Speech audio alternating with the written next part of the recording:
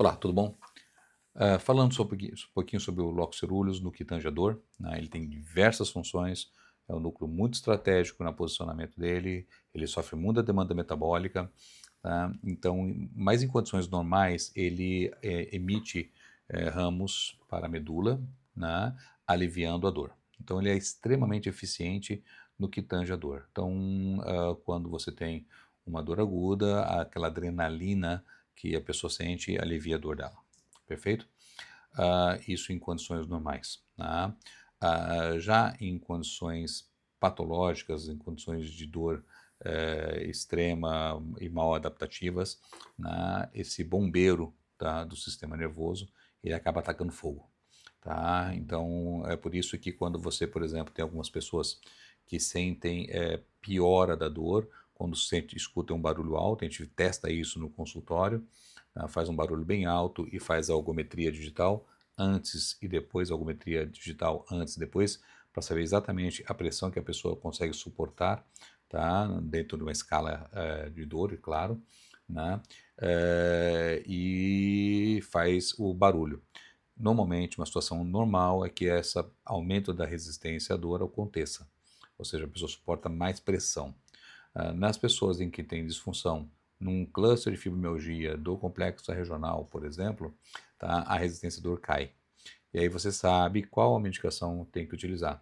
Tá? Aí facilita você a utilizar a medicação mais adequada no que tange ao controle da dor daquela paciente. Tá? Então, esse segredo é bem interessante e tem ajudado bastante a separar um tipo de cluster de fibromialgia do outro, por exemplo, tá? Bem como o seu primo mais velho, que é a irmã mais velha da fibromialgia, que é do complexo regional. Beleza?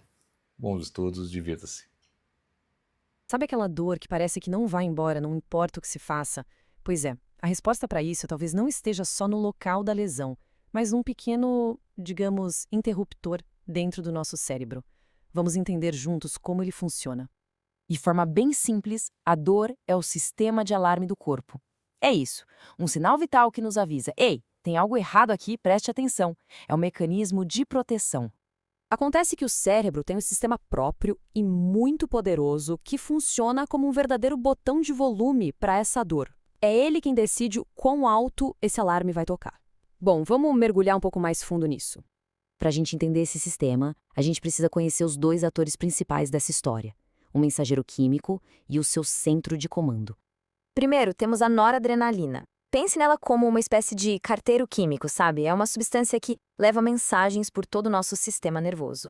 E a principal central de onde saem esses mensageiros é um núcleo bem pequeno, mas extremamente poderoso, chamado locus coeruleus. Para facilitar, a gente vai chamar ele de LC.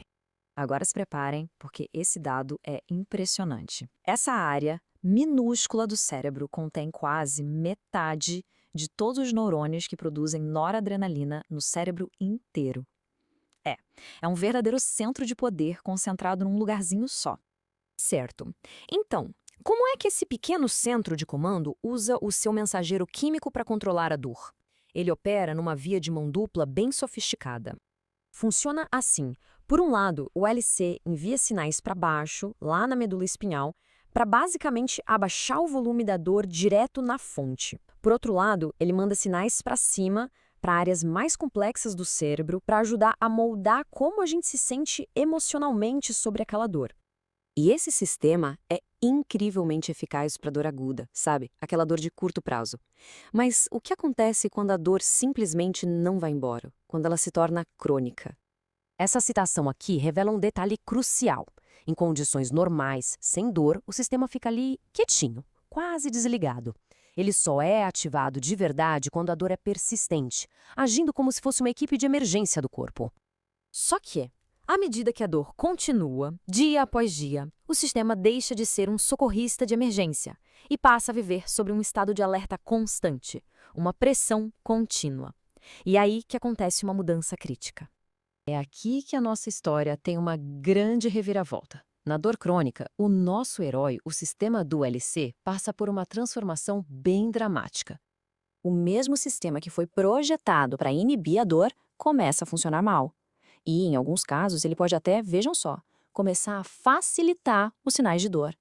É como se o bombeiro começasse a espalhar o fogo. E os estudos mostram isso de uma forma brilhante. Quando os cientistas estimulam o LC numa situação de dor aguda, o resultado é um forte alívio. Mas, quando eles fazem a mesmíssima coisa em modelos de dor crônica, como a dor neuropática, o efeito analgésico simplesmente desaparece ou fica muito, muito reduzido. E tem mais. Como as vias do LC também influenciam nossas emoções, essa disfunção na dor crônica acaba contribuindo para a experiência completa da condição, incluindo a parte emocional. Por isso que dor crônica, ansiedade e depressão muitas vezes andam juntas. O ponto crucial é que a dor crônica não é só um sinal persistente, é uma mudança no próprio sistema. Mas o mais importante é que entender essa falha não é só um exercício acadêmico. Na verdade, aponta diretamente para caminhos de como a gente pode tentar consertar o problema. É exatamente por isso que alguns antidepressivos e outros medicamentos são prescritos para dor crônica. Eles agem diretamente nesse sistema de noradrenalina, tentando restaurar a função original dele, a de atenuar a dor. Toda essa pesquisa abre uma questão fundamental para o futuro. Se a gente está entendendo como esse sistema se quebra, será que um dia vamos aprender a reconstruí-lo? A resposta para a dor crônica pode estar não em silenciar a dor, mas em consertar o maestro que rege essa orquestra.